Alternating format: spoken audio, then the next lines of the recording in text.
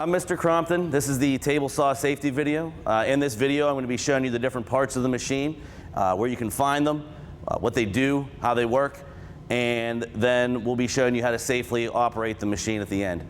But first, we're going to talk about the different parts of the machine. So your first part of the machine over here, this is your table saw.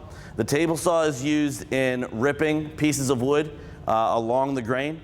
So it could also be used in cross-cutting, and there's different processes you would have to do for each one of those cuts.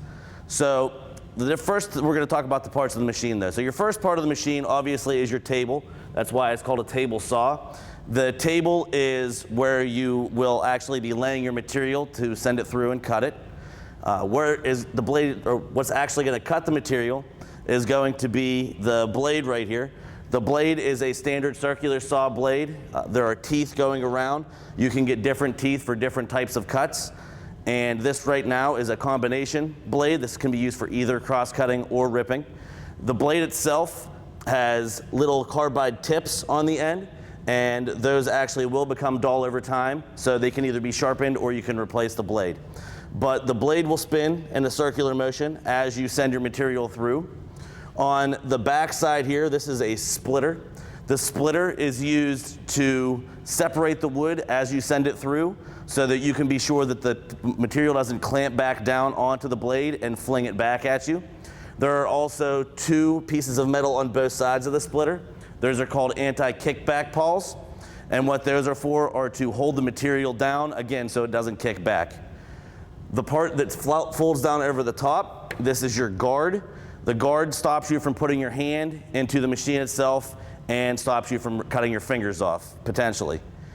Over here, you have the fence. The fence is used to guide the material through the saw to make sure that you are ripping in a straight line. You will need to have a straight edge of the material up against the fence to make sure that you're getting as smooth a cut as possible. Along the front of the table here, the fence can be adjusted to length. There is a scale across the front of the table to set the length to make sure that you're cutting at the right size. They are set specifically to the blade to make sure that if I set the scale at 12 inches, the blade is going to cut the material at 12 inches wide. The next thing that you have would be the adjustment for the height of the blade. The blade can be adjusted on the front. There is a wheel that you crank to raise the blade up and down. And there is actually a second wheel on the side of the machine that can be used to adjust the angle of the blade if you want to make an angular cut. On the front of the machine, you'll see the on-off switch. This particular saw has a two-stage system for on and off. The first thing you would have to do is flip on the switch that has the yellow safety on it.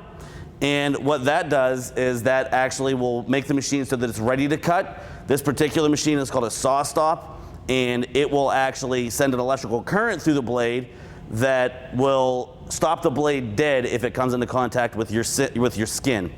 And that first stage will actually activate that system. The second stage is the big paddle on the front. You will pull that out to turn the saw on, and once you pull that out, the saw will actually start spinning and it's ready to cut. Another thing that you would be able to use would be a miter gauge, and the miter gauge will travel along the channel on the machine. The miter gauge will allow you to cut angles on a piece of wood, or it will actually allow you to cross-cut a piece of wood, which is cutting across the grain, which is different than ripping. Ripping is cutting with the grain. So when operating the table saw, the most important thing as far as where you stand is you want to be away from a point of contact that if you run the piece of material through and it kicks back, it doesn't come back at you, and it will go and fly into empty space.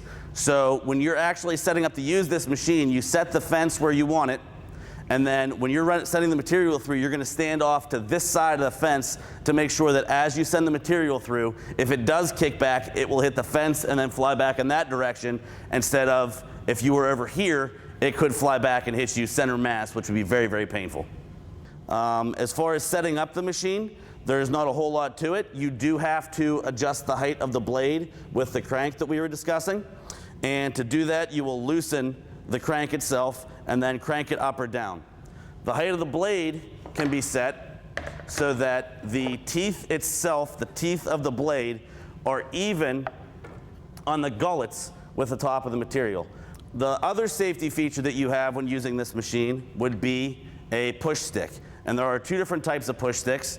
There are your big industrial push sticks, which can be bought in stores, or you can make your own push stick, which is slightly less intrusive. That's a personal preference call. But what the push stick is used for is you will actually clip it on to the back of the material that you're sending through as you're sending it through the machine to make sure that your fingers are far away from the blade and they're not going to come in contact with the blade. Any other safety? You don't want to have any kind of long jewelry hanging off, because if you do, it could get caught in the blade itself and then rip down.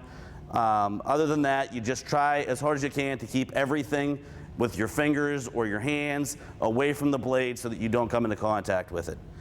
So next we're going to actually demonstrate how to cut with the table saw.